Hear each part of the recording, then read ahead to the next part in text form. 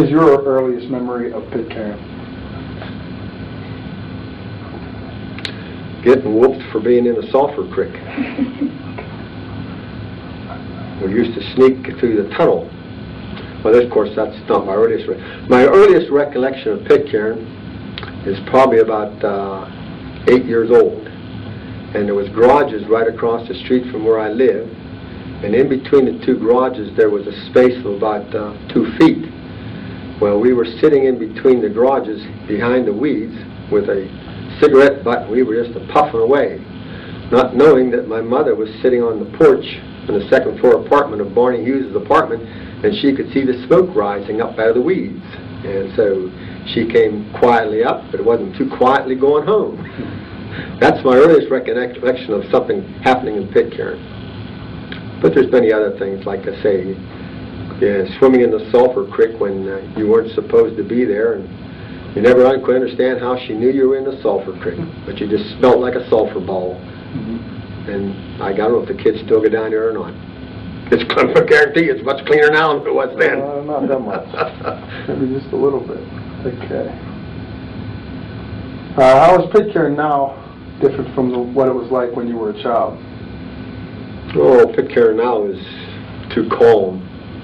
There's, it's different children on the street nowadays. When we were young, we would disappear in the summertime for weeks at a time.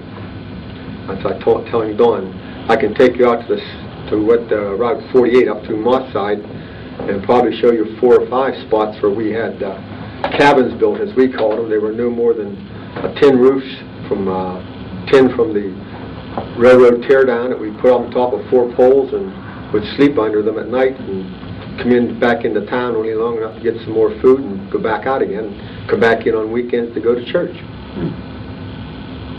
That's interesting. What did Saturday mean to you back then? Movie. Get to go to the movies on Saturday. That's about all I can remember about Saturdays being special. How about Sundays? Sunday was Sunday school and church, morning and evening. Any like special dinners or?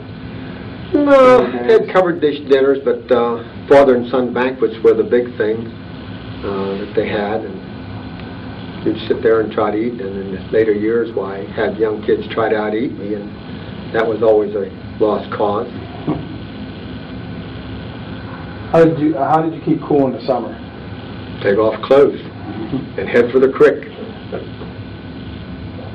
We had the creek that still runs down McGinnis Avenue. We had a dam built between the milk dairy embutments that would fill up with water and get about 4 feet deep. And then if you didn't get any good hard rains, it was there all summer.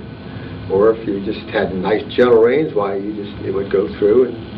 But then when you get a good hard rain, it would break down, and you'd have to rebuild it again and start all over again. That was a swimming hole for us on McGinnis Avenue. Nobody else came around. Then they had one out the hollow where Joe Padula has filled in now at the what we call the falls out there. Buttermilk Fall, whatever. We just called it the falls. But that was the younger generation, or an older generation. That was the Shear boys and some of the older boys that were like teenagers when we were just kids. I should say that was probably one of my earliest recollections too. I learned to swim there because someone threw me in and almost drowned. So, it was a big dam across. The breastwork for it is still there. It's been slowly filled up with mud over the years.